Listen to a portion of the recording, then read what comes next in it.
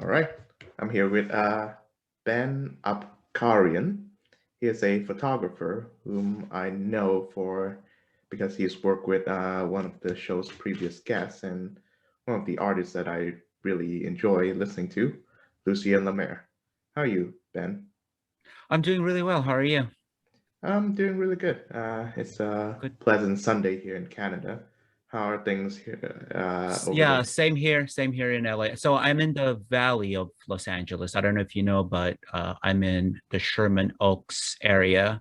It Mm-hmm. gets really hot when it's hot, but when it's not super hot, like in the hundreds, it's Mm-hmm. it's really nice most of the time. I see. So yeah, good Yeah. weather right now. Oh yeah, I've heard good things about Los Angeles. Uh, I would Have like you to. have you ever been? Sorry, have you ever been to LA? I would love to. You haven't Um, been though. You haven't been no, before? Oh, you should visit. Yeah, definitely. I mean I know that city through numerous film noirs. So Oh, you like yeah, film noir? Yeah, I love film noir. Yeah. Um, but yeah, you should visit sometimes, see the real place. yeah. That I think that's where Hollywood is, right? Yeah. And whoever visits Hollywood, it's like if whoever visits Los Angeles, I recommend just do Hollywood really quick, Mm-hmm. get it out because it's such a tourist trap and Mm-hmm. it's just crazy. You have you have people in costumes like SpongeBob and trying to harass you for a dollar. But I would say just do that really quick, do the Chinese theater, do the handprints, do the stars, and then go see the hidden treasures. Like, Mm-hmm. we have some really nice like botanical gardens. We have um uh like downtown is pretty good in terms of architecture. It's kind of sketchy in terms of your safety, but we Yep. have some really, really beautiful architecture down there. But yeah. All right. Yeah, I'll keep that in mind. So I would like to start with this one question. What if I tell you that I haven't washed my hands since I was 5? Uh if if that's kind of almost like a riddle, let's say, because one of my favorite episodes of Star Trek, The Next Generation, was it was about these two cultures who were basically the same people on this planet, but they were kind of at war, Mm-hmm. and they saw the half of the population they were genetically the same. They saw them as kind of savages, Mm-hmm. and like half of the population washed their hands with soap and water, and the other ones washed their hands with this like Star Trek kind of technology, these little balls. And they Mm-hmm. were like, oh, they don't even wash their hands. They don't even use these balls to sanitize their hands. Mm-hmm. So if that's not a trick question, I would worry about you because, like I think washing your hands with soap and water, and we've seen that with COVID, with people just, refusing masks or refusing just basic hygiene, just washing your hands. Mm-hmm. I'm on the side of public health, and not just for yourself, but for the rest of your society. I feel like you have a duty to Mm-hmm. not spread disease or not. So is it a trick question, or you really haven't washed your Well, hands? I was just feeding for your reaction. No, Yeah, I yeah, have washed my hands earlier today. I think yeah, twice. So that's yeah. But it would yeah. be funny though. Like, how would you shower without washing your hands? Like, would you wear like latex gloves? May I ask, like, what prompted that question? Like, are there No, people who like, I was it's just just kind of looking like for your a, reaction. That's just like a, yeah, yeah, yeah. I get you. Yeah, yeah. I mean, you couldn't, but I mean, I was, reading about India, and they're having such a horrible, horrible situation right now with COVID. And I'm not yeah. saying this to blame it on that, on because it's a horrible disease that doesn't care about what part of the planet you're on, doesn't care if you're rich or poor. But even before COVID, one of the interesting things about India and their public health service was they had to do like catchy PSAs, like public service announcements, to get people to wash their hands after using the toilet, Mm-hmm. because apparently even with households that have some kind of a toilet, because a lot of India, they have just, like outhouses, and Mm-hmm. uh but even then, if they have toilets, to just the idea that you have to do like a massive government campaign to like convince people to wash their hands after using the toilet, I feel like that's kind of a scary situation. Yeah. Yeah, Yeah. So but it's I've a lot of heard. things are cultural, right? It's uh, Mm-hmm. my dad is 89 years old, and he grew up in Syria, Oh and wow. then I think it was in maybe because he was born in 1932. Actually, I almost canceled on you because I got a call like 2 hours ago that he fell, Oh. and he's such a strong kind of culturally Armenian man. He Mm-hmm. refuses to use his walker. Mm-hmm. So, and again, what happened is like he went to the restroom without his walker and he fell. And my sister called me that he was bleeding. So I went and, Oh my God. patched him. Yeah. So he's been so lucky, he's Mm-hmm. been falling, but he gets like minor cuts and stuff. So far he hasn't, hit his head and or anything, serious where I have to take him to the hospital. Mm-hmm. But anyway, he's such a macho guy, and he grew up, with an outhouse in Mm-hmm. Syria, and then Huh? came. There was a campaign in the 40s and 50s to get the Armenian people that basically had to run away from the genocide. Yeah. So the Armenia and the Soviet Union at the time, which Armenia was part of, they were trying to get back the people. So that's what happened. So even in this, he used to live in this kind of a village area in Armenia, again with an outhouse, and to this day, it's really difficult. Like I have to kind of catch him, like not washing his hands. Mm-hmm. He's like, but I didn't touch anything. I was like, no, it doesn't matter. You use the restroom for whatever reason. You wash your hands. But Mm-hmm. again, so I feel like there has to be like a balance in terms of cultural sensitivity, and then just like convincing your fellow human beings, like, hey, you know, washing your hands is really important for everybody. It's like it's just common courtesy in terms of public health. We all Yeah. share we all Definitely. share this planet. I don't know if you wanted such a long-winded No, it's really good actually. Yeah. response to. Yeah. The show is built for these kinds of things. Like Oh, cool. yeah. Yeah, I listened a little bit because I really hadn't listened to you. I just listened to the last one you had with an author. I think you asked him about Shakespeare, what his favorite Shakespeare was. Right. Was that your latest one? It was done a while ago Oh, actually. okay.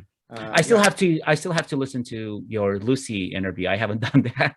Oh, it's really fun. Yeah. Yeah, good. We had a really good time, and the author I was talking to, I mean, he's an interesting figure. His name is Mm, Jaron Brook, and mm-hmm. he is one of those few advocates of Ayn Rand's philosophy, Mm, objectivism. yeah, It does get a really bad rep around both yeah. academic and popular circle, but Yeah, I never read her, and I really don't know that much about it, but all I know from just popular culture and other people talking about it, that it's incredibly like ultra conservative, right? mhm. Is that true or not really? No, it's more like ultra libertarian. Like Libertarian, yeah. Rand differs from the conservatives in that she does not find any value in religion. Yeah. Yeah, and I think the similarities is that she finds a lot of value in the free market. Hmm. So there's that. So yeah, that would be just very libertarian, right? Hmm. Yeah. Yeah, and speaking of, I know that Joe Biden, I've heard it recently, Joe Biden is the first US president to acknowledge the Armenian genocide, which I thought I was really know. great. Yeah, so that was a complete surprise because every year on the anniversary of, I think it's like what it was like 1914. So I don't know how many years it's been, but there's like a huge kind of a protest parade where I used to live in East Hollywood, which is also part of Little Armenia. So, and yeah, it's, there's all these Armenian organizers and other people who've been trying to get every single administration to acknowledge it. And what I've heard, the reason is that the US has army bases in Turkey, so they don't want to ruin that relationship. Oh yeah. So that's been the reason that I've heard. I haven't done any research on that, and doesn't, I don't find any reason to not think that's true, because having a military base in a country, you really would like to be on their good side, Mm-hmm. But yeah, and then so I feel like all these organizers and activists have been trying to get this to happen, and then just out of nowhere Biden just acknowledges it, which is great. It's just, there was no build up to it. It doesn't seem like he was using it for any like political purposes to gain anything. Like, he literally has like nothing to gain, because the Armenian population is probably so small. It's not like we're some kind of evangelical voting block. You know what I mean? It's like we're not like, yeah. So the numbers are so small. So I'm really happy that he just says, okay, I'm going to acknowledge it. Because every other country has, Europe, has. So yeah. Oh yeah, it's been incredible. I know that Kim Kardashian is Armenian by origin. Yeah. And so does the guy in System of a Down, Serj Tankian. Yeah, I think almost everybody in System of a Down is Armenian. Yeah. They briefly return in like 2020. They have like a couple of songs. Oh yeah, I saw that. I was never, I'm not, that music doesn't speak to me. So I'm like,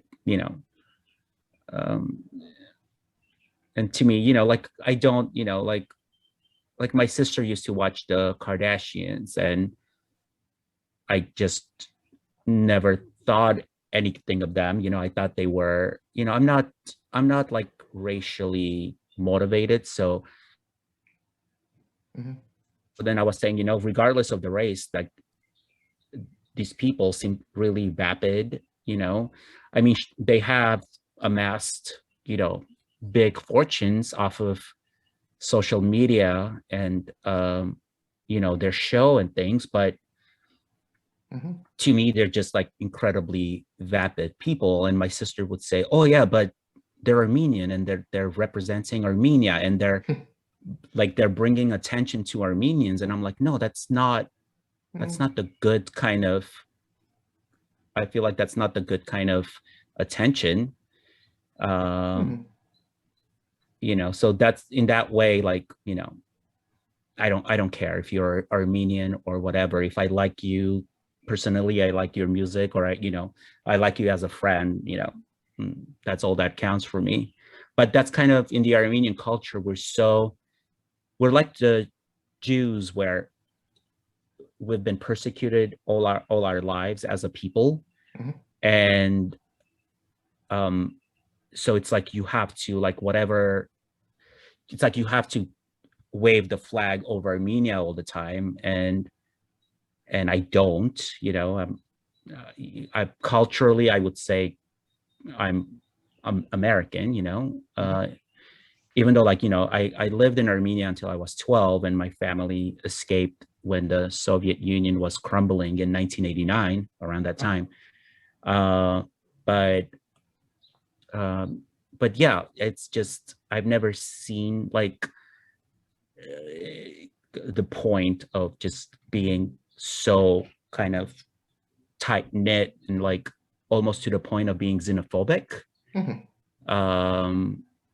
So I got a lot of flack from my family or other Armenians, where like, well, you're not Armenian enough. And I'm like, I don't care. I live, we came to America, I consider myself an Armenian American, but, culturally, I'm just a mixture of whatever all the different cultures that I've experienced in the United States. And especially, if you move to, let's say, Utah, out of, if you're coming from Armenia to Utah, it's like you're just exposed to something very specific. But like Los Angeles is such a, as the cliche goes, like a salad or a melting pot, and you experience everything, like I was like 13 when I first experienced, Chinese food and Vietnamese food and Thai and um, like my mom would be like, "Oh, you like Thai food better than my cooking?" You go, I'm like, I was like, maybe, it's like I still like your cooking, but I was like, if you had to ask me, I would say Thai food is my favorite food,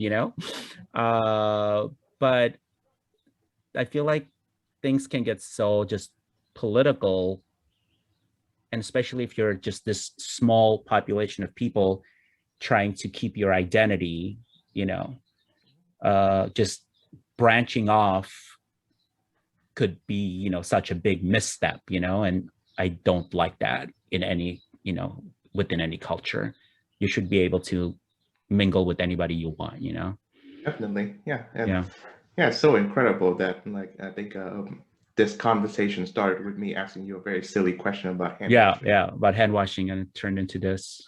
Yeah, but like But you said, I feel like those are the best conversations rather than just answering like a yes or no list of questions, or something yeah, like that. I think that's why I don't really prepare a list of questions. I have Yeah, an idea of which questions I yeah, ask my guests.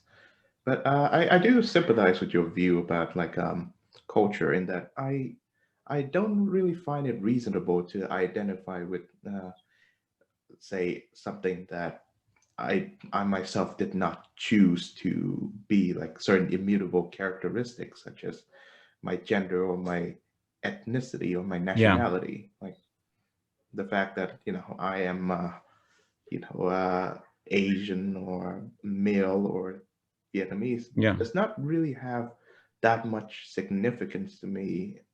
What's more is that what's more significant to me is that my the content of my character and my hobbies and the kinds of people that I would like to associate with yeah. the people that whom I admire and dislike and whatnot. Yeah, I agree with you on the content of character 100%. But so, Hmm. like, I'm not very political, but if you had to ask me what I am, I would say I'm very liberal on most things, and Hmm. I'm kind of an independent, and I don't worship at the golden calf of Trump or Biden, and but Hmm. obviously, just looking at Biden, you can tell like he's just a better person. Yes. It's in general, Yes. he's just a kinder, better Hmm. person. But and I agree with you. But what's really become kind of en vogue right now is it is kind of like identity politics. Again, Yes. another, it's like almost where the content of your character Hmm. doesn't matter anymore. It is like you said, like your signifiers, like your color, your sexual orientation, where everything just becomes politicized, and it's like you're just shilling these Hmm. lists of just um um outside characteristics, and Hmm. you're like, this is who I am, da da da da da da da, and don't mess with me. But and then to the point where it's like there's no room for conversation and kind of getting to know the character of the person. um you're judged by these metrics, and then these people, they judge themselves with this metric with metric these metrics, Hmm. and that's where the conversation ends.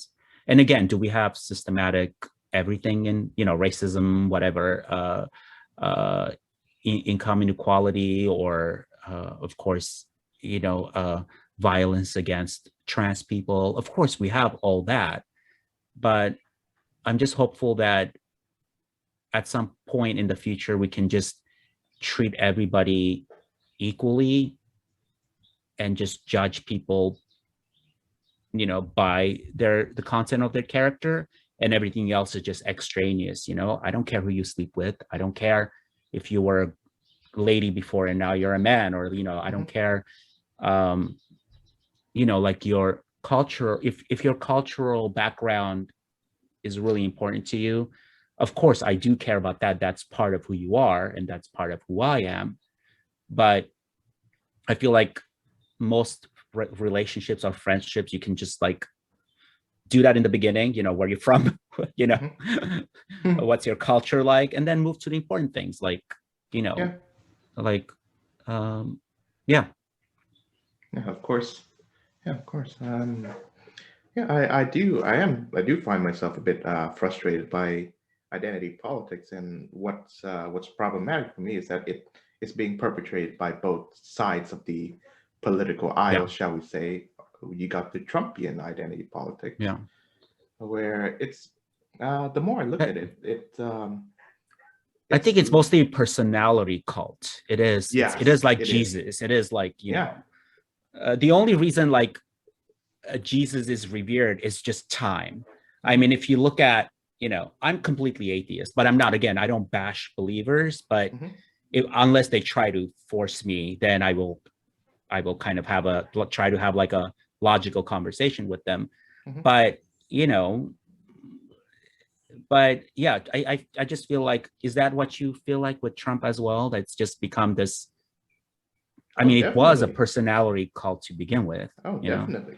Yeah. Yeah, and what's what I find quite frustrating is that the those who are opposed to Donald Trump are not that effective at combating his version of identity politics. Instead, they conjure up their own version of Yeah. identity Yeah. politics, and you Yeah. have these people who, in various publications, they use the term Latin X.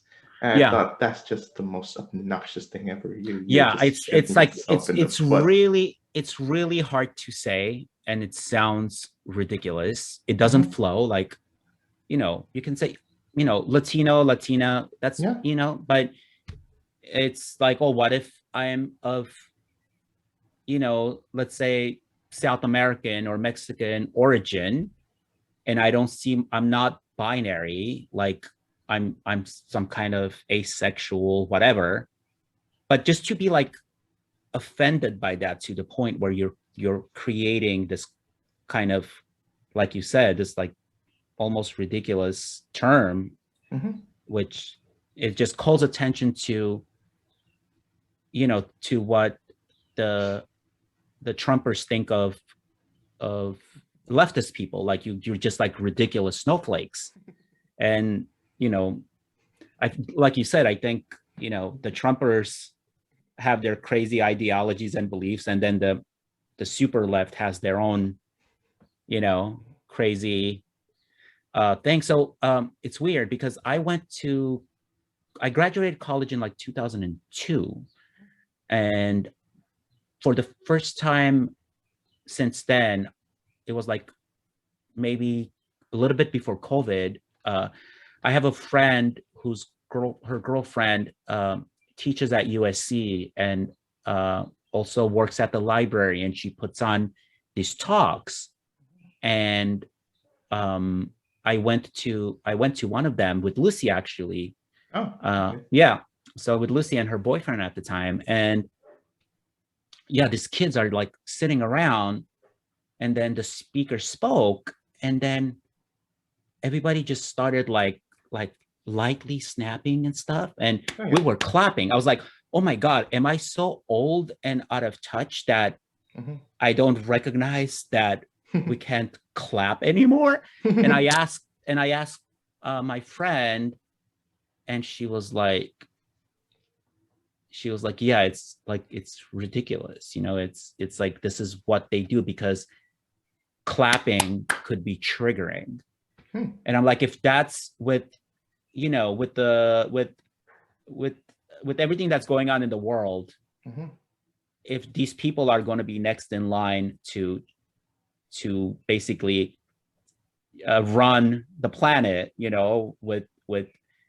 with diseases, with global warming, and with just people killing each other over if you're one kind of Muslim versus a Shiite versus Sunni. It's just like a minor difference between the two. It's like somebody's cousin at some point, like 500 years ago, had a disagreement over something really trivial in the Quran, and they're like, now they're just like, they killed what, like they bombed a school. I don't know if you saw, but a girls' school, and it was over, in Iraq, and it was over, like, I think it was like a Shiite community, or it could be the opposite because I'm also spatially dyslexic, so I switch sides. So basically, it was in a majority one of those tribes, either a Shiite or a Sunni. I think it might have been a Shiite community, and the Sunnis are killing 12-year-old girls, like, because they have a minor disagreement in a fictional book, in my mind, like, so I'm like, are these the people who are scared to clap at a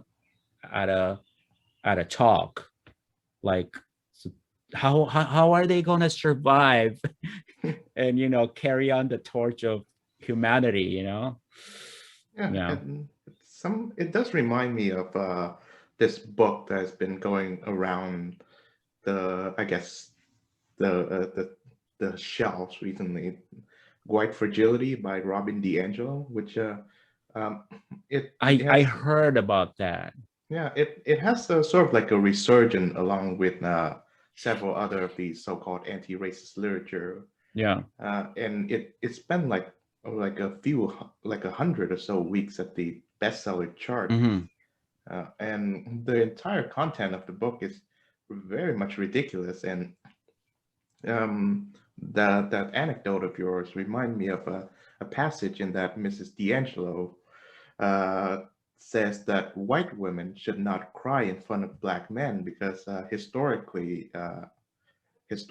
you have white women falsely accusing black men of raping them, like in the case of Emmett Till. So that has a So if you're historical. having, lunch with your black coworker, and you get a phone call that your dog has died, you should Mhm. try to do whatever you can not to cry in front of this black person. Because why? Because somebody might think that this white woman is being threatened by this black person. Is that the logic, or what's the logic there? Because according to D'Angelo, historically, the tears of white women were being misused because, again, there was a history of white women accusing black men of raping them.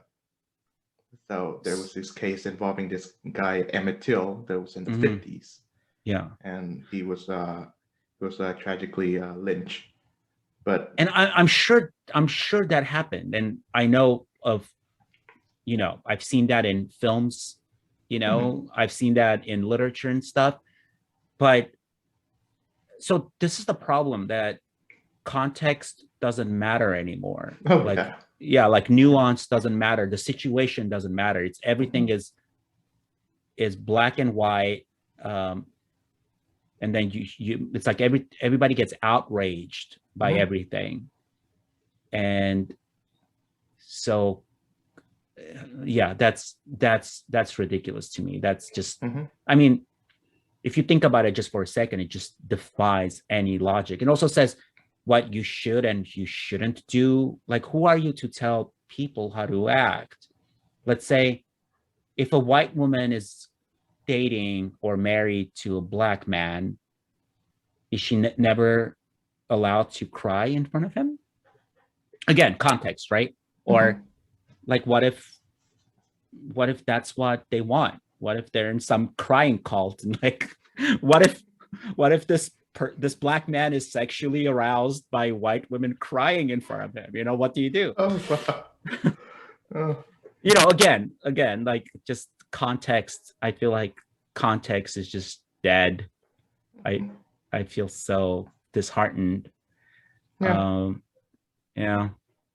Yeah, and I was thinking in that, I think that maybe all this, sort of cultural outrage would be tempered a bit if we weren't on house arrest for too long.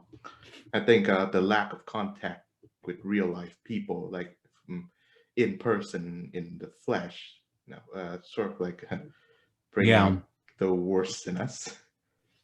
Yeah, because and I've found myself too where I get upset about a comment, let's say it's an anti-vaxxer, or let's say it's somebody who says Hmm. Democrats drink baby blood, Okay. things like that, like and I just want to just like I want to like shoot a response, and then I have to catch myself. Thank Hmm. goodness that I don't really engage on Twitter. Hmm. I don't really engage in like commenting on Facebook or YouTube or social media at all. But Hmm. even then, I found myself just being mean, and then I have to catch myself and say, oh, like this is an actual person on the other end, and they may be misinformed. They Hmm. may be um, having like some mental breakdown where they think, like one of my friends, family member, like she went full QAnon, and apparently, Oh no. yeah, apparently this woman was fine, like she was she was functional before, Hmm. but she just went through that, um, like went through the rabbit hole of, Hmm. you know, and then you find out that she was evangelical. She was like a Jesus freak, Oh no. and believes, black, like black men are raping white women all the time, Hmm. and Democrats are drinking blood, and this is why I fight. Like I have a friend who is very into magical thinking, and Hmm. she'll say like, oh, like I believe, because she's challenged me on religion before. And again, like I don't try to make anybody into an atheist. That's not my job.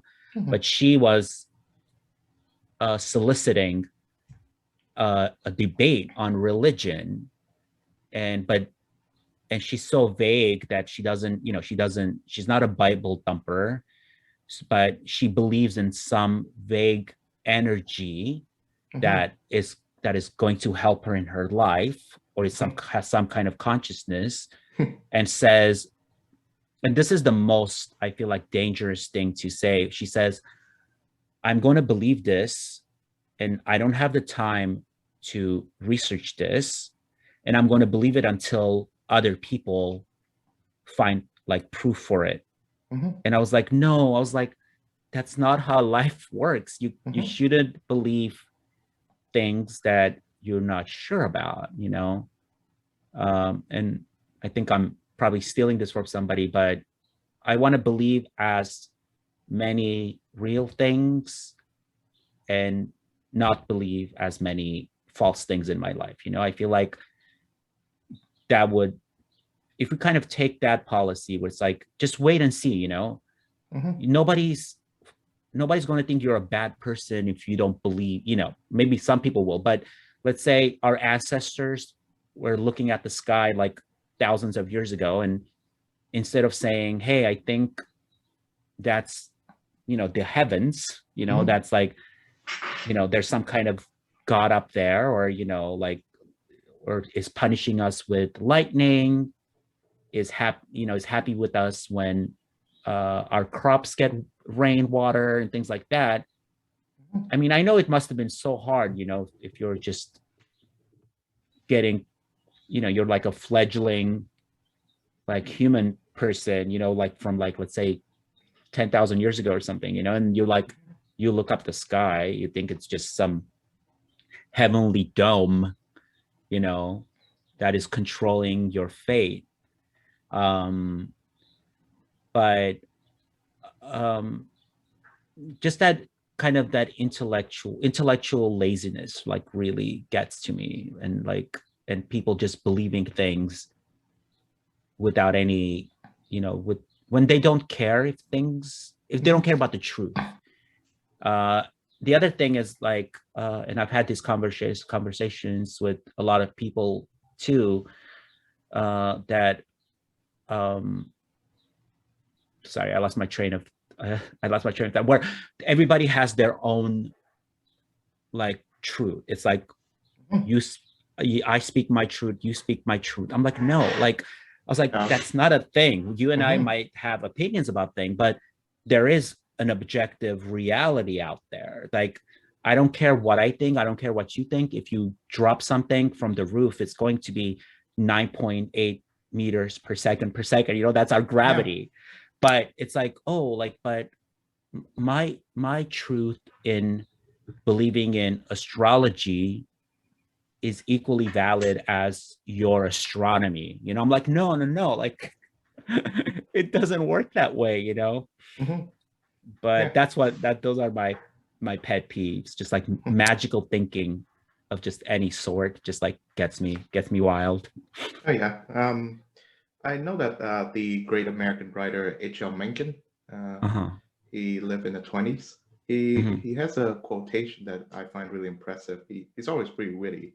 He says that, well, we must really respect the other fellow's religion in the same extent that we think that his wife is beautiful. Yeah. So like that.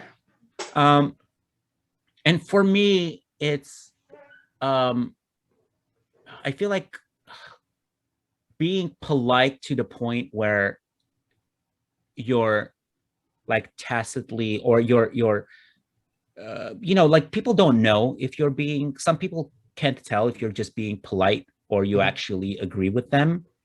And for me, there's a danger in, and again, there's a time and place for everything. You should be, you know, you should be Mhm. really careful in those arenas. But if somebody honestly respects you as a friend and wants your opinion uh, on their religion, then I would say, you know what? I don't think there's any evidence for what you think, and I think it might even be dangerous if you actually believe your dogma Mhm. literally, or you know, then or you believe your book literally, then there's a danger in being misinformed about, you know, if you look at the Bible, you're going to be misinformed about the steps, like the order in which creation happened, you know. Mhm.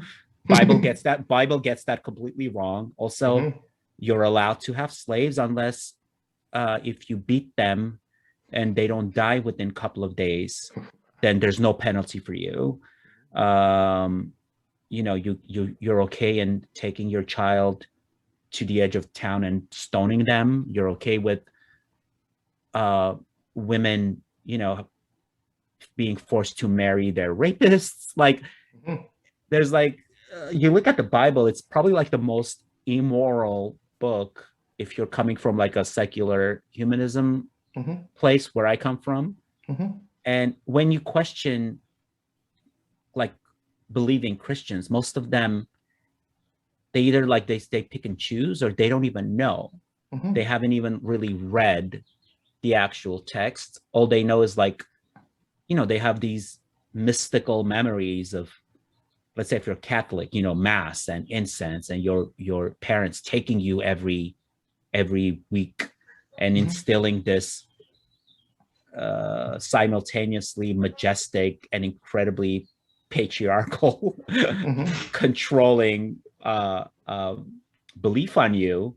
Mhm. um I feel like most people come from that end, where it's like it's been instilled in them from young age, and Mhm. it's really hard for people like that to kind of divorce their emotions from it and kind of say, okay, almost everything in the Bible is horrible, wrong, or just like misinformed, you know. Mhm. um but yeah. Yeah. I which reminds me because I think the one of the few final strongholds that the I guess the Bible thumping crowd still cling on to, that mm, it's the question of whether or not abortion is, all right, and Yeah, it comes from a very banal, hypothesis that every life has a soul, and of course life begins at conception, and it yeah, and of course, although I think that we can all be, I guess, pro-choice while being not being comfortable with the act of abortion. The exactly. the religious crowd, many, if not all, of the pro-life people are religious in some sense. They do not allow for that kind of compromise.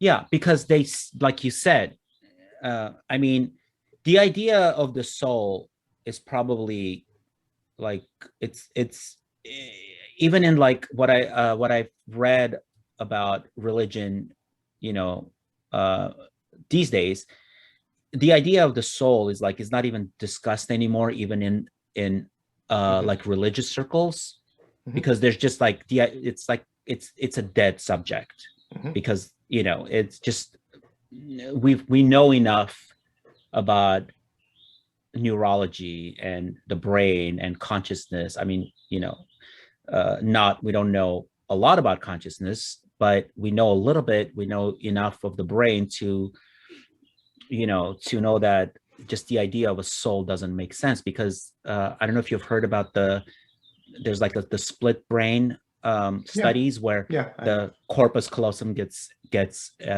severed for whatever reason, Hmm. and one side believes in Jesus and the other side is an atheist. Hmm. One hand is trying to button your shirt and the other hand is like trying to undress yourself. Wow. So um yeah, so um and think about dementia. Think of the like, if when somebody dies after battling dementia, do they get all their memories back? What about the memories, let's say the 10 years that they were slowly wasting away Hmm. to senility? Like, what about that chunk? Are they going to almost like an omniscient narrator somehow Hmm. get that? um but like you said, again, as a liberal on most things, do I want like young women just getting abortions like Kleenex, like left and right, or any woman, just like, oh, she's pregnant again, this is the fifth time she's getting. No, obviously, we it should be, I feel like it should be rare, it should be completely legal, and it should be between the person and their doctor, you know Hmm. and and I feel like this is another living creature in a woman's body. And if for whatever reason, you know she wants to end the pregnancy, like, that's her choice. you Hmm. know but again, do we want it to be just like completely emotionless and inconsequential, where it's just you're proud of it? You're like, hey, you know screw you, I just got another abortion, and I'm super happy about it. I feel like no, I feel like that's how the evangelists see liberals and see women who get abortions. Hmm. But without giving away too much, so I have another friend whose family is incredibly religious, Hmm. and she's not, but she's, her family is Catholic, and she was fighting me on abortion. And I was like, listen, I was like, any woman, that's between them and their doctor. That's all. For me, it's all about bodily autonomy and the choices that you should be able to make for yourself. And um, so she kept fighting me. And then at the end, she told me that, like, her super religious family members, like, she was like, yeah, and they all had abortions. I'm like, but you're fighting me, you're fighting the liberals, and liberals having too much abortion. and yet you're waiting until the very end to tell me your incredibly Catholic family members have had abortions. Oh, And I was wow. like, so they want to get it if they need it, but basically nobody else should. She was like, yeah, exactly. She was like, that's how they think. I mean, and for me, that's the definition of intellectual dishonesty, Mhm. where it's like, oh, if you're incredibly religious, but you inconveniently got pregnant, you're gonna do it. You're gonna get it yourself, like really quietly, but still, say, hey, no woman should ever get. And I got this basically from the horse's mouth. She was saying they all had abortions, Mhm. but they're incredibly anti-abortion. I was like, how does that work? She was like, I don't know, Ben. I don't know. you know but I feel like religion will kind of just turn you into almost like a schizophrenic. It's so full of just contradictions. And I mean, you can have slavery, but you can't wear mixed fabric. You can't eat shellfish because Yeah, yeah, it's ridiculous. yeah. Like there's an example, right? If a man claims to be talking to either spirits or Yeah, whatnot, then he is considered a schizophrenic. But when he replaced the term spirits with God, then oh, he's a yeah, religious he's person. but also in not just a religious person, but probably a good person, right? A good Christian, kind of like a noble person. Mhm. So it's like all these positive attributes magically get attached to it. uh and then, yeah, like when people take religions seriously, they're like outcasts. Like, even the religious people don't want to talk to them, because it's just, you want to keep that facade of Mhm. religious respectability, but not to the point, like you said, where you're like, like talking to spirits, uh on your porch. Like your religious friend, or um your religious neighbor, who doesn't go that far, he's not going to be impressed with you. He's going to probably try to like move, or like get you some psychological help. But I feel like if you're a believer, you are kind of always at this knife's edge of where is the line. Or there's the other people who just, it's just a cultural thing. It's for the community. It's for you doing it for the Joneses, and you're just kind of pretending, and you're not really, you're not in the streets talking about Jesus coming again. Yeah, Yeah. yeah. I wonder if you guys in this day and age still have that reverence for Mother Teresa, because Oh, so boy, that woman is a fraud. oh my god. So oh my god, who's the and I learned about Mother, how awful this woman was, from who's the writer who died of cancer. Like, Hitchens? Hitchens. I miss Hitchens. Yeah, he's the Yeah. best. He's still the best. He was the best. Nobody has that Mhm, quick wit. And mhm, oh my god, yeah, I learned. And again, like, um if you're I'm not impressed with religious people in any way. So for me, if Mother Teresa was religious, but she was actually administering medicine and helping cure people and taking them off the street, that's fine. But she actually reveled in their suffering. yeah. Like, she thought the more they suffer, the like the closer they're going to be to God. Oh And no. to Oh right to the yeah. point where she wouldn't give them like palliative care. Like, these people Mhm, were dying of cancer in Calcutta, and she refused. And this is corroborated by nurses that were working with her. It's confirmed that like she wouldn't let them have any kind of pain medication. Like imagine terminally ill people dying of cancers in their belly, and you're not going to give them like Tylenol, not even, forget morphine, but you're not going to give them any pain medication. Yeah, she was a horrible, horrible piece of crap. And again, it's this, this automatic unthinking reverence, for like a religious figure. I'm like, no, she was a horrible monster. Yeah. It's really easy how it's really fascinating to see how people can be really wrapped up into the culture of celebrity, like the earlier mention of the Kardashians.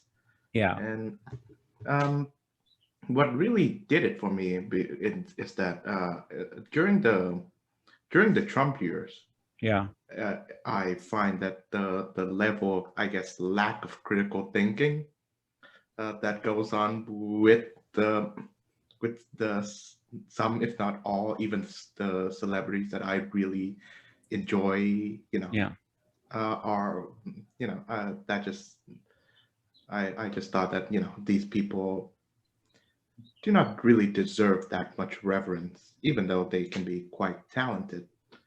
One of the examples that I recall was this woman, Chelsea Handler, who I never thought was funny to begin with. I've never found her funny. Okay, I've never. Yeah, good. Yeah, on the yeah, same boat. yeah. Around the same time of the Derek Chauvin trial, which was maybe a month ago. Yeah. She tweeted that, oh, this guy should be convicted without a trial because, well, the evidence is there. Well, yeah. So next time there's a challenging constitutional law case, then sure we would ask you for your precious consultation.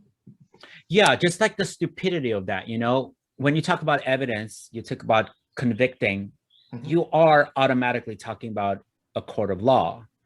Like, is she saying we should lynch him? Is she saying, he should be dragged in the middle of the square and be burned? When you're saying evidence, and then you're talking about a trial, and of course he should get like a really good representation by good lawyers, and the correct decision happened. But to say that just we shouldn't even have a trial and convict them with that trial, like you said, like that's completely stupid. It's inane. It's clickbait. It's doesn't, you think about it for a second, it doesn't compute in any kind of way. Also, like, how do you just like, so who does this? The judge just says, I'm waiving any evidence, take this man to prison for 100 years. If we're going to talk about convictions and evidence, then you're automatically in this court of law. You're in this process that should happen for everybody. Right? Definitely. Yeah. Even the people that you think are guilty. And of course. I thought a lot about the case, and that what if the man was acquitted? Like, would there be like an outrageous? Would there be another outrage? And there would be riots. Yeah. There would be riots in every major city. I mean, we'd be still burning right now.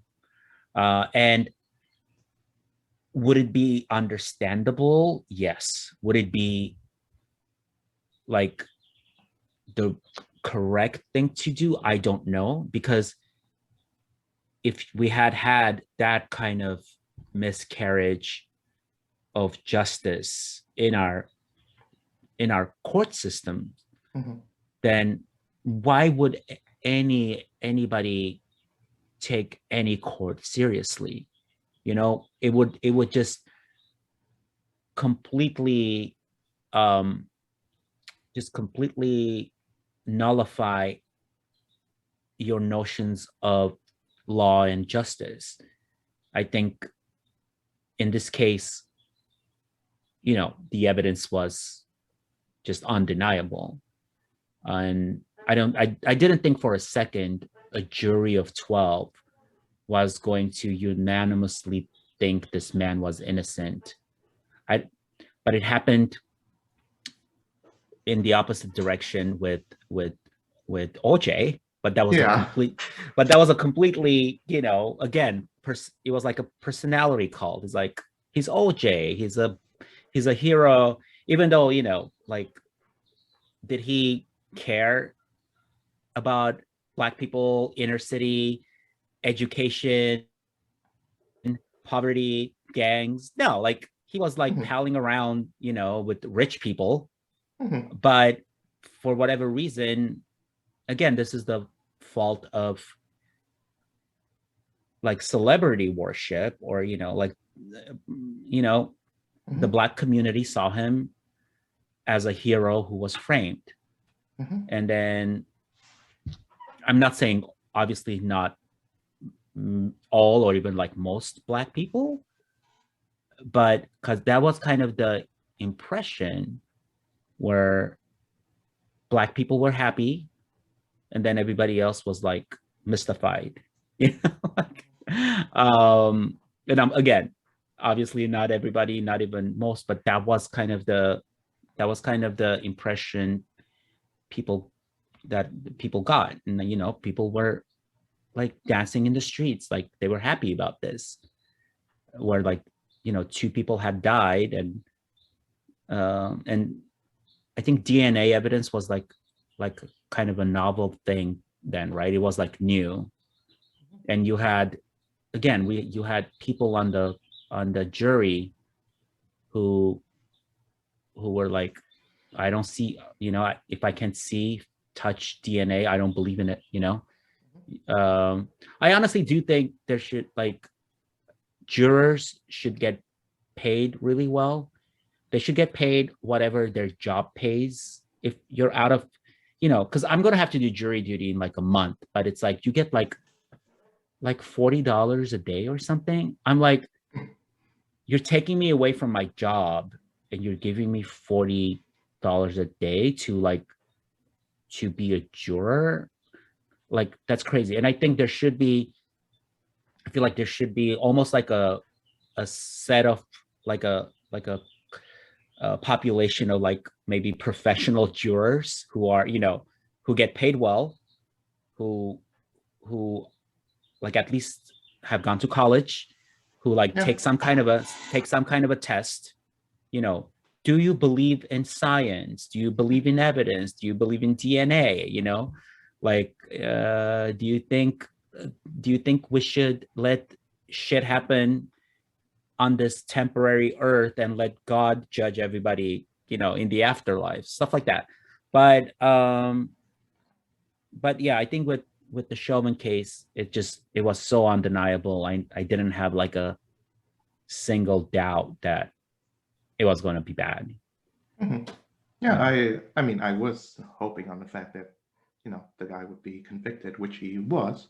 Yeah. But the whole saga actually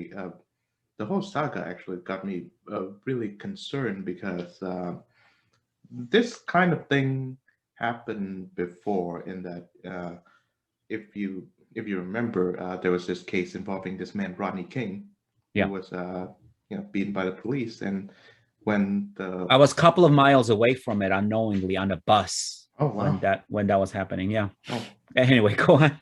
yeah, and when the officers who were beating him got acquitted, there were massive riots in, Yeah. of Yeah. course, the city Yeah. where you live. And I look at this and I thought, wow, this is just Rodney King all over again. And Yeah. I didn't feel that because, I mean, I feel like things have changed. We used to be like, the police are always justified. Like the police are always, the good people. And unfortunately, like we have seen just a lot of misconduct, a lot of just like happy-go-lucky shooting, which, and I feel like there are obviously a lot of justified situations where you have somebody, you've pulled over somebody, and regardless of the color, it's like when if you're outside the car, if you and I are outside our car, and we, without being told by the officer, we try to go back into the car for whatever reason, that's always bad. Like I'm like, Yeah. And do you know Sam Harris? Yes. Big fan. Like big fan of Sam Harris, and he got a lot of shit, where he was saying, like, in terms of the numbers, Black people don't get shot equally. And I kind of, I don't know how I feel about that. I don't think he's saying that it doesn't happen. Like, I don't think he's saying that there are no racist cops who just harass. Or like he even said that black people get roughed up more by white police people, but apparently if you look statistically, they don't get shot more. I mean, I don't know the data that he was looking at. So I'm kind of, agnostic about that. But anyway, I lost my train of thought. But again, like he was saying, whatever color you are, just never run from the police. Like, just whatever it is, like, just think about your life and safety first. Even if you think like they pulled you over because you're Black, no other thing. It's like you go through the process, you stay alive. And then if you want to file a complaint or become an activist, or join some kind of equality and police accountability movement, that's fine. But when people are like running away, but if you're running away from a cop and like you don't look like you're reaching for something in your pocket, you shouldn't get shot in the back. And I don't know, like, are there like what percentage of Black people running away from cops, like what percent of them have been shot without like going for something, and I understand, sometimes it's like, oh, like I was like pulling up my pants when they shot me. I'm like, let your pants fall, like, or like, don't run away. Whatever your color is, like, don't run away.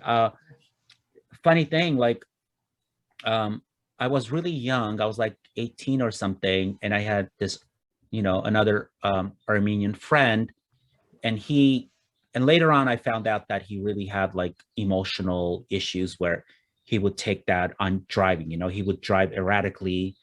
So I was driving with him in Glendale, California. I don't know if you know Glendale. It's mostly Armenian, like Armenian community. And the worst, like the kind of the most obvious behavior of Armenian young men is driving really expensive cars, like really fast. That's kind of the cliche of like an Armenian guy driving really fast in his BMW. But so my friend was driving, and all he did was, we needed to make a right, and instead of there was a police car, so he decided to get ahead of the police car, just accelerate a little bit, get ahead of the police car to make the right. But what I would do is just let the police car go, and then I would change lanes, But again, you're not like, he made a split decision where he didn't do anything illegal. He didn't do like he wasn't like speeding. So the police pulls us over, and I told him, I said, "Hey, listen, just don't say anything. Just say yes, sir, yes, sir. If he asks, just say I was just trying to make the right." I was like, just don't say anything. And I know because he's at this point, I already knew kind of his like he has emotional problems. So the cop pulls us over, and my friend starts trying to like be funny and over explain himself and stuff. So this white cop looks at us, and he knows we're Armenian, even though we're considered white. He knows we're not like Anglo, we're basically Middle Eastern. And he says, do you guys want to die today? And I was like, nope, and I kept telling him, just be quiet, just be quiet. Um, so, and then he just let us go without, because he couldn't really write us a ticket. Like he hadn't done anything wrong. But, and I'm thinking to myself, this guy is like a traffic cop in Glendale. Like that's probably his experience. He was being racist, even though my friend didn't really drive that fast. Maybe his looks and his car kind of looked Armenian. So I felt like he was going off of this experience of, chasing down douchey Armenians in their BMWs, doing like 80 on a residential street. Um, so again, do we get profiled? Does everybody get profiled for anything? Yes, because there's shortcuts to kind of guessing the other person's behavior. And I feel like this goes to our early days as human beings, having these tribes, being attacked by other tribes and being killed, and because you live by the well, you live by the natural spring, or they come kill you and they take your women. I mean, I feel like we're still just really violent primates in our infancy. I'm hoping someday we only we only care about beautiful things, and we don't have racism and jealousy and wars and killings. But I don't know if we'll last enough as a species to kind of evolve into some higher higher realm. And That then is a plausibility. and yeah, watching, I'll just end this thought with that. But like, I think I was kind of ruined by watching Star Trek: The Next Generation as a young person, because I'm like, okay, this is all possible, where we can travel the world and only care about, there was no money, there was no hunger. Those weren't, even issues. It's like all you did is like you just worked on yourself. You know, you painted. You became like an amazing painter, and there was no issue of money. It's like you could replicate food and shelter and clothes and have a place to live without worrying about rent. And then all you had to do is better yourself as a human being. So I don't know. And as a 13-year-old immigrant watching that, I think I got a little too optimistic about the human race. But maybe someday. Oh yeah. I think I was brought up in a more, I guess, with a more pessimistic outlook. I mean, I guess at this point in time, I try to be a bit more realistic about things. As in, Yeah. there's both the tragic and triumphant parts in life, and I've spared a lot of thought about how the story the encounter that you have with the police. And I know that when growing up in Vietnam, it's a fact that the police are corrupt, Yeah. and it's not that they're they are, if they arrest you, then it's done. Like you don't really have sort of an Yeah. appeal, Yeah. which is why in these police movies, they have this thing called the Miranda rights, which Yeah. the arresting officer must read these rights to you, and I thought, Yeah. wow, that's quite amazing. In that, in a democratic republic, you do get a chance to appeal, and that the Yeah. police are not the ultimate authority. So I think perhaps the solution is there, I guess, in that if both the policeman and the I guess the suspect know their rights, then there's a chance. And Yeah. And and the bad police men and women, they don't like it when you know your rights, right? yeah, They don't like it when you're arrested and you don't ask for a lawyer. They try to pretend to be your buddy, like they're helping you out. They try to get as much time with you as possible without a lawyer so they can maybe make you confess, or they can get as much dirt on you as possible. But we need to get to a point where the police are trained to be like secular humanists. Like they're trained to just value life and try to de-escalate situations. And also with people who are mentally ill, you shouldn't, if you're sending a police officer, if there's a crazy man outside your house, you know waving a saber and saying, "I'm going to kill everybody," and he's hearing voices that want him to kill us, uh you know you should you should maybe send like a uh mental health person too with that police, or they should be trained to kind of de-escalate the situation and try to handle the situation, secure the situation, maybe without having to shoot this person. um I guess my example is a little extreme, because if you are waving something, then maybe they're justified in shooting you. But unfortunately, even just people, like mentally ill people who aren't waving a, a weapon, let's say they don't understand how to respond to commands, and then the police just shoot them because they think they're a threat or something, right? Obviously, stuff like that needs to just not happen anymore. We need, I feel like if you're going to become a police officer, you should get psychological training. You should get training in de-escalating the situation without just shooting.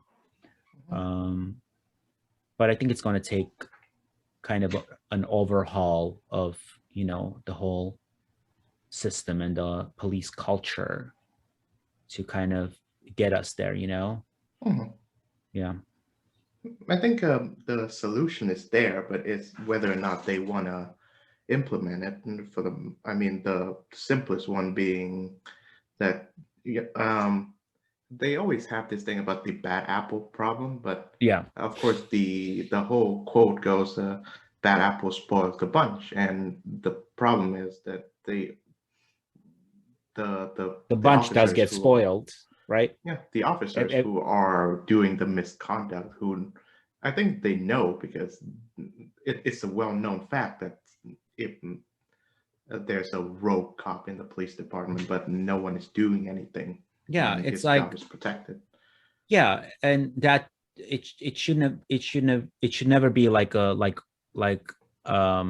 it's like a secret organization, right? They look at the pedophile priests Oh yeah, being yeah, it's like cycled around uh-huh. and never fixing the situation. It's Mhm. like the police is a public entity paid by, by the citizens. Yeah. So it should never be this, secret brotherhood where nobody rats on anybody, and you're secretly, you have, you have your own secret kind of associate, like gang. I was watching that movie Training Day the other day. I don't know if you've seen it with Oh Denzel yeah, Washington. Denzel Washington. I had never seen it, and Uh-huh. I had just stayed away from it because I thought it was going to be just like a stupid cop movie. But it's almost like a horror movie, you know. It is. Yeah. And but it should never be like that. It should never be like, hey, you're either a cop or you're either like writing tickets or you're going to get this tattoo. It's like this brotherhood of cops, or you're going to get your tattoo and join us and help me in my horribly illegal act as an officer, as a detective. Uh, but again, I think it goes back to, it's really hard to go against the grain, to stand out, because most people, they don't want to stand out. They want to be part of the tribe. It's like the cops, one of the cops, I think in the Chauvin thing, where he was, you know, one of the guys in the periphery, and he was like visibly upset, but he never physically got his partner off this person. Just say, hey, you know, like, get your fucking knee off this person. He's dying. So it's because it's that I don't know what it's called. It's a real psychological phenomenon where if there's a group of people and one of them has bystander effect, right? Yeah, you know that, where it's like everybody just waits for somebody else to step up and help this person, and then nobody does. They just let this person bleed because the group is just paralyzed and nobody wants to, you know, nobody wants to run and help. By nature, I would, you know, I don't know, maybe there's like, I'm not a good human being, you know, it's like there's something wrong with me that I would just, without thinking, because I honestly don't care what people think about me. You either like me or you don't. You either want to be my friend or you don't, you know. But unfortunately, I feel like a lot of humanity, they get this incredible comfort being like in this tribe and just like, you know, doing whatever everybody else is doing, you know, and getting your identity and your comfort from that. And I've you know, I've never been like that. It's like, if you don't like me for like cogent reasons, I want to know those reasons, and then I will change my behavior, you know. But if they're like real reasons to say, hey, you know what, you're acting this way and it's really not helpful, or it's literally racist, or you're, you know, you're being biased against something without any logic to it, like, I want to know, you know, then I'll be okay. I'll think about it and I'll probably change my behavior. But I feel like most people just want to be kind of part of the fabric and never really kind of stand out. And it can go as bad as, you know, like the siege on Capitol. It's like, oh yeah, you know, that's there, even though it's completely self-sabotaging, you know, these people, they're like on social media, like a lot of them were saying their full names on camera. But it's, again, it's group thing, right? It's like you're part of this group, you think that the election was stolen, and you think your supreme leader wants you to do this. You know, they're like, Trump, our president, told us to do this, and they're right. Like, if you're going to believe in your, you know, cult leader, then you know, and your cult leader has become, you know, the president of your entire country, you know, in their minds, they're justified to, you know, they were surprised that they were getting arrested. They're like, but I'm a patriot, you know, my president is telling me to do this. Yes, and one of the things that really startled me is that one of the quote unquote patriots carried a Confederate flag Yeah. into the House. Like, Well, you know, well, that Trump played into that from the beginning, right?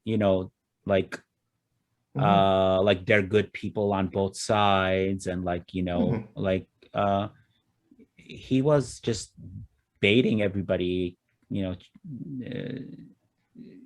he was goading these people on, like, of course you're going to think like Trump is a white nationalist who pines for the antebellum, days of the good old days of mint juleps and black people picking your cotton.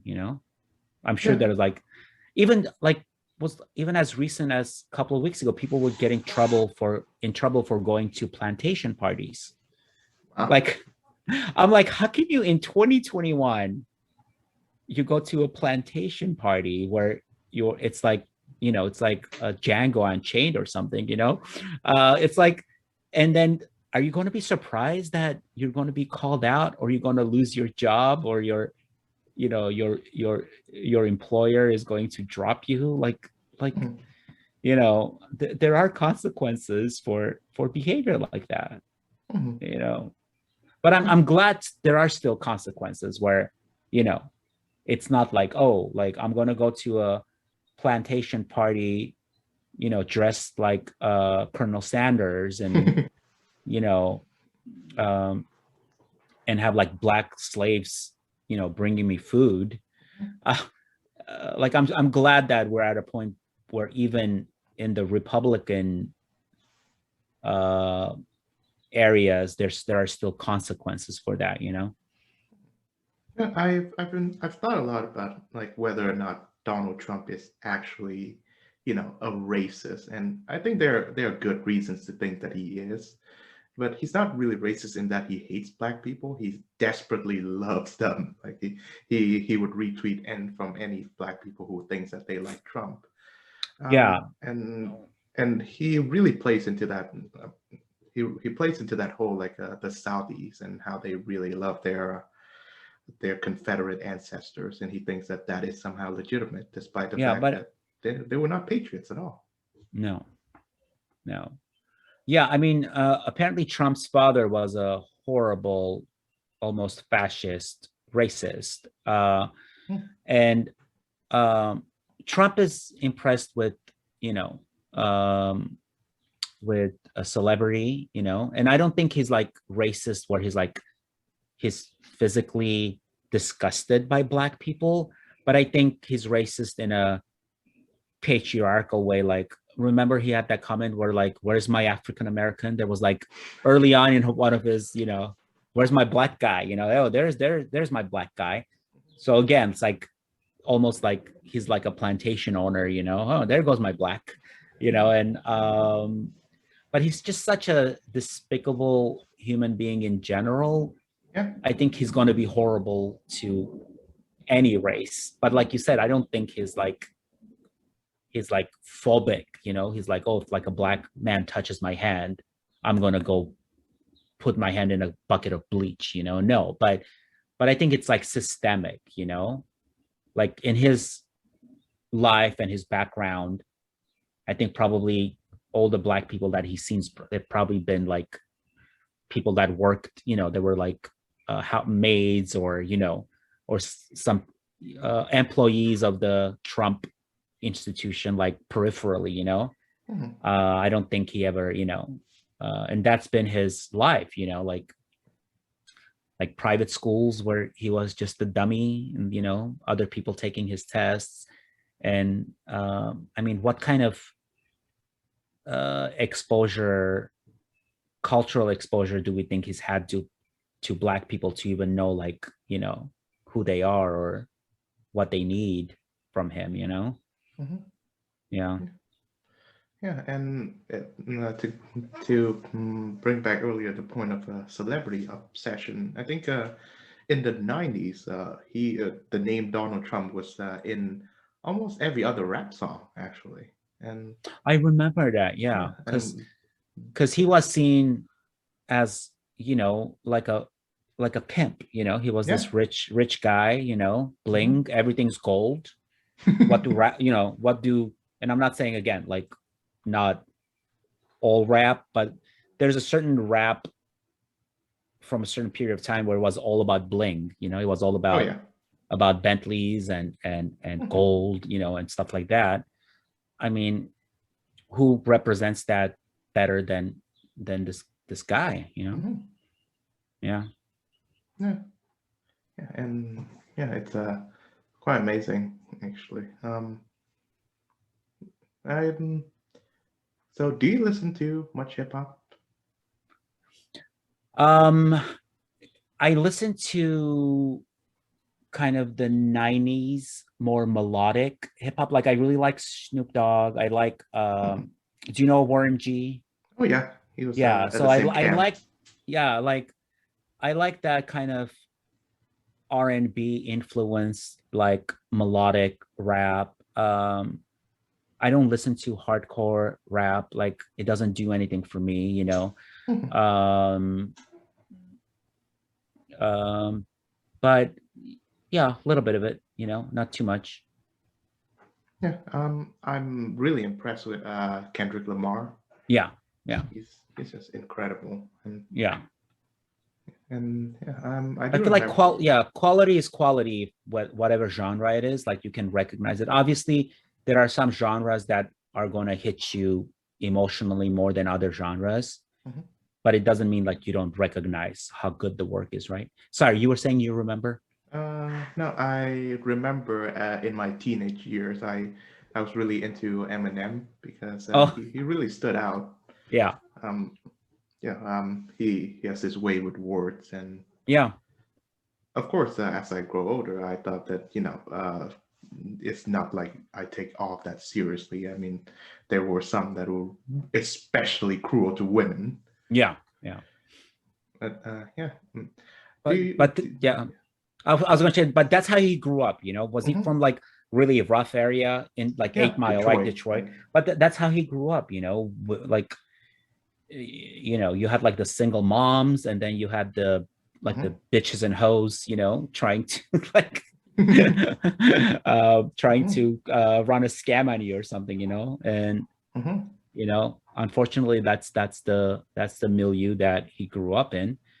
And then he was like a super homophobe, right? And then he had that song with Elton John, and it was like Mhm. kind of awkward. And but good on Elton John too, and Elton John got into a lot of heat Mhm. for kind of for collaborating with him. But that's the right thing to do, to like educate somebody and say, here I am. I'm a gay, you know, legend of music, and like what's your problem? Basically, Mhm. what are you thinking? Like, do you hate gay people? Do you think all gay people like want to harass you? Mhm. That again, that's the milieu that he came from, like a really hard, macho, low class, economically, low, like really rough area.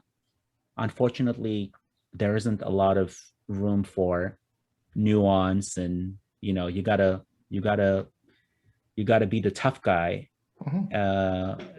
to protect yourself. Yeah, and of course, the problem with homophobia is plagues hip hops in since its beginning because of its obsession with the macho status. Yeah, yeah. So, do you have like music that you used to like, but now you don't really find it that resonating? Yeah, so for whatever reason, and this was really like an unpopular thing to like in high school and stuff, I used to love Sting and the Police. Hmm. And I think the Police is still good, but like, I can't really, when I listen to like, if Sting comes on the radio, I might just like change the channel. Hmm. uh but I used to like be obsessed. I used to like, I saw him like in concert like 3 or 4 times in the Oh, 90s. huh. And I had a friend who was like my age who really liked him too. And it was really weird because it's really uh unpopular because one of my AP English teacher, I don't know, if AP is like advanced placement. It's like Mhm. it's a Sure. Yeah. so she would say that, if you, because I was like, my mom likes Sting, and I like Sting, and she would be like, oh, like if your parents and you like the same thing, then that's not valid. It's like you shouldn't. I'm like, no, if I like it, I like it. I don't care if older people like this music, for whatever reason, I like it. Um, but yeah, I would say Sting is one of them. Um, and then nothing else really comes to mind. I don't know if you know this about me, but I'm a Swiftie. Like Right. Taylor. yeah, I live for Taylor Swift, and she's been re-recording her old albums, Oh yeah.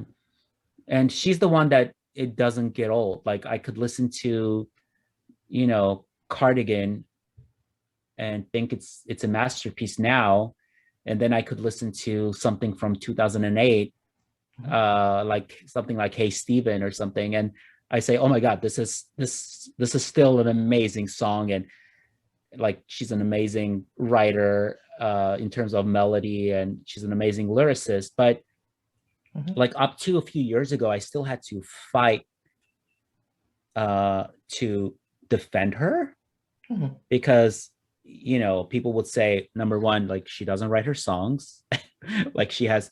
And I've had friends of friends stare me in the eyes, and this was before she came out as a Democrat. They were saying, Taylor Swift is a Nazi. I was like, okay, and I do get a lot of, and then I do, because like I do talk to a lot of, at least before COVID, like Echo Park artists are like that I've I've known through Lucy and stuff, where they actually get like viscerally jealous of Taylor Swift, like, oh, like why, I'm as good as her, why, like, and they just like get this hate in them and anger. And I'm like, look, like this girl was just like a lightning in a bottle. Like, she was, she didn't listen to her label, she did her own thing. She, she used MySpace back then, which is she was one of the first people to really cultivate a following on MySpace. She's an incredible like businesswoman. But I still had to like, because all they knew, it's like they, like they would hear a couple of songs and they say, oh, she's annoying. It's like, to be like, they would be texting me that, your girl just came on and like, I hate Shake It Off to my core. I'm like, yeah, but like, have you listened to the other tracks on the album? Have you listened to the sad songs? Have you listened to the more experimental tracks that she has? If all you know about Taylor Swift is like Shake It Off, then obviously you're not going to have a lot of respect for her. But I feel like it's so funny that it's not only in the last few days where I feel like it's like I don't have to defend her as an artist anymore. Like it's like everybody recognizes like, okay, she's good. She's, if you like her or you don't, like she's good. Yeah. I think in her last two records, she worked with one of my favorite artists, Bon Iver, Justin Vernon. Oh yeah, that um the duet's really good. I forget the title right now, but she has a duet with him that's really, couple of duets. Yeah. I like how she, she collaborates with people, and but it still sounds like her. I feel like she's never, I mean, I don't think she ever needed to sell out. She was like, just writing her songs, and she just evolved naturally. And I feel like, and she was smart enough to say, hey, I'm just gonna do my own songs. I don't want to sing anybody else's songs. And she never became like a product. I feel like she's a product of her own making, but she was never like a clueless, naive Britney Spears where they could just make her whatever they wanted, you know? Yeah, They I could don't think they that's the case. Yeah. yeah. And no, I'm happy that, like, I feel like I think she always thought of herself as like a singer-songwriter. I think Mhm. that really saved her, just not doing other people's songs and not becoming like a bubblegum, kind of hit me baby one more time kind of a thing. And nothing against that song. That song is good. And I like Britney, but like people like Britney, I don't see them as artists. I get a lot of shit from um people like, I'm like, yeah, I like Britney, but I feel like she's a performer. She was a product of, like a creation of like a committee. They Mhm. just took this young girl who can sing, and they're like, okay, this is your album, and we don't know how much input she had in her own music, Mhm.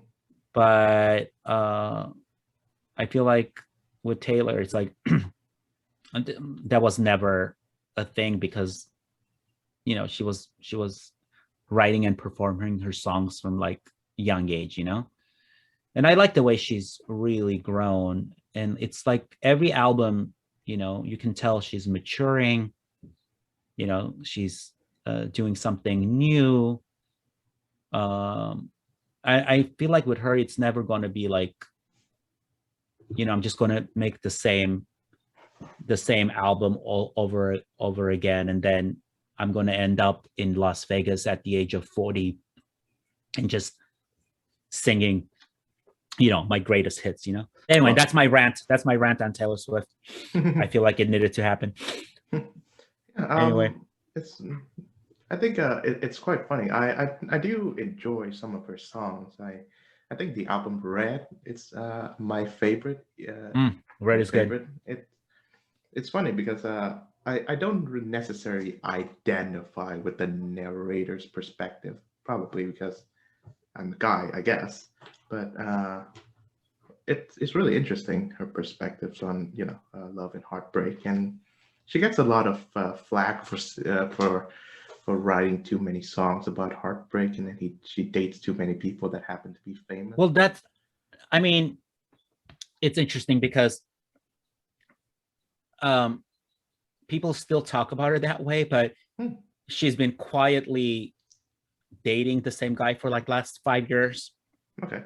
Uh, you know, and um, I feel like definitely the last maybe 2, 3 albums weren't like that at all. But it's so funny because, well, that's what like a really easy place to go with the media, right? It's like they need like something super Hmm. identifiable and clickbaity.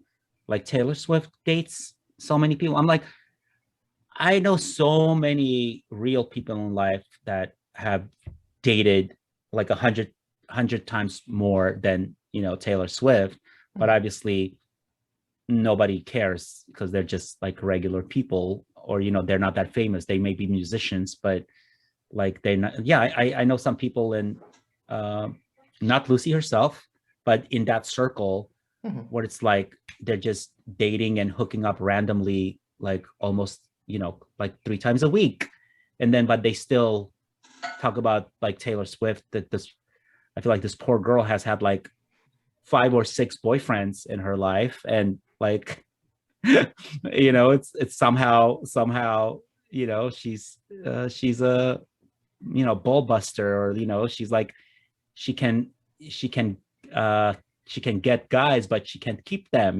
They run away because she's crazy, stuff like that. Yeah. um Yeah. but I'm so glad, like, obviously she's what in her like she's 30 or 31, and uh that's not even you know that's not even part of her life anymore. Not the Mhm. songs don't reflect that. Like the songs about heartbreak, from the last 2 albums, you can tell they're more fictionalized rather than taken straight out of her high school life, you know. And like, what do you expect? The girl started when she was like 16, you know, like what is she going to write about? You know, she's going to write about pickup trucks, you know, and boys who break her heart, you know. Yeah, And that was the same thing that they said about Elizabeth Taylor. Yeah. oh, right, yeah, she Yeah. was, yeah, because I mean, yeah, imagine about you know, the really kind of I mean, women's liberation hadn't, you know, even happened, right? She was probably in her prime in like the 60s, Yeah. like 50s, 60s. And Mm-hmm. yeah, because she was seen as a harlot, right? She was seen as a just man taker and a loose woman, and Mm-hmm. you know, just messing around, sleeping with every co-star and director and stuff.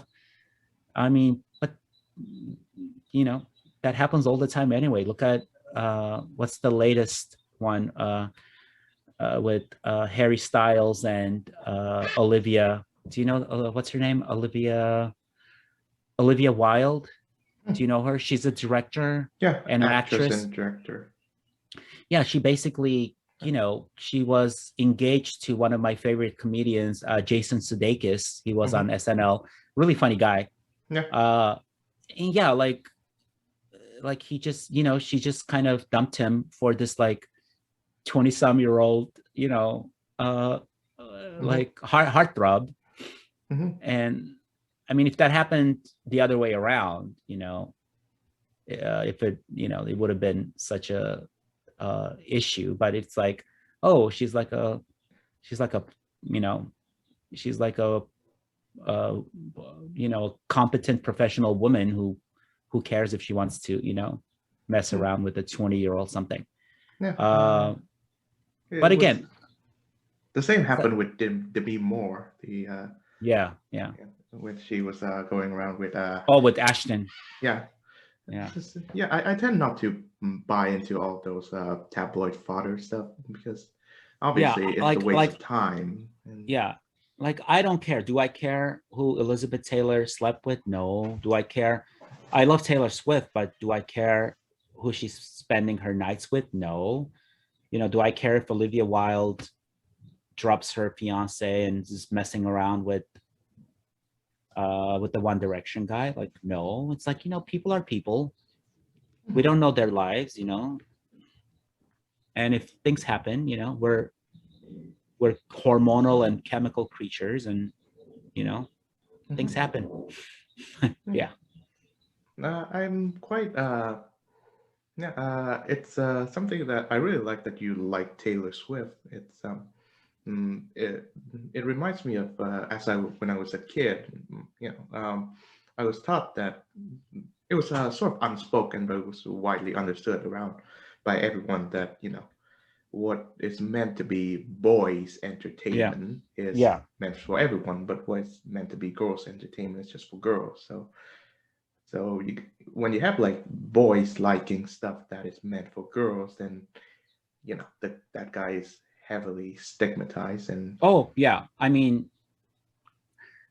oh, so like, you know, people talk about how like Taylor exaggerates the hate she was getting. Like the amount of hate that I got just for loving her Mhm. was so much that I'm like, oh my God, this compared to me, this girl must be getting like universal hate almost, you know, and you know, like yeah, questioning of my masculinity, questioning my sanity, Mhm. you know, um, yeah, questioning my sexuality. You know, I don't really talk about that, but you know, like most people assume I'm gay, but I'm not. I was dating this girl who she actually dropped me for unknown reasons, but and then I was trying to get her back, and she was like, I think I have to make peace with the Taylor situation first, and then I'll take you back. I was like, I didn't know there was a Taylor situation. You know? Like, so but it can be. And again, yeah, honestly, nobody wants to, like boy or girl, nobody wants to really compete with a figure like that, you know, like, but again, it's not, it shouldn't be seen as a competition, you know. It's like, Mhm. and people are like surprised and I get really hurt by this. People are surprised that I'm not obsessed in a way with her where I know where she lives, or I know where she's going to be, or I want to know like who the song is about, or because I like people actually think I'm obsessed with her, where I like try to like go see her house. I was like, no. I was like, Yeah, no. no, like that's no, you completely misunderstand, my feelings. Yeah. And for whatever reason, obviously, like I don't feel like and there's nothing wrong with it if I did, like I don't feel like a girl inside. So that's not the reason why I don't identify with Taylor's lyrics like we were talking about before. I empathize with her, like I like her as a person. I like her music. And if she's telling me about some guy who broke her heart, I identify with it in a way where like I care about her, and I want her to tell me the story, and like I want to know what she's feeling. And if that makes me less masculine in somebody's eyes, or makes me like less dateable or whatever, that's fine. Like, Yeah. yeah. I think I share that same feelings that you have, but with another artist. Morrissey of the Smiths, right? Yeah. Oh, he's incredible. Yeah. He writes these beautiful songs about Yeah.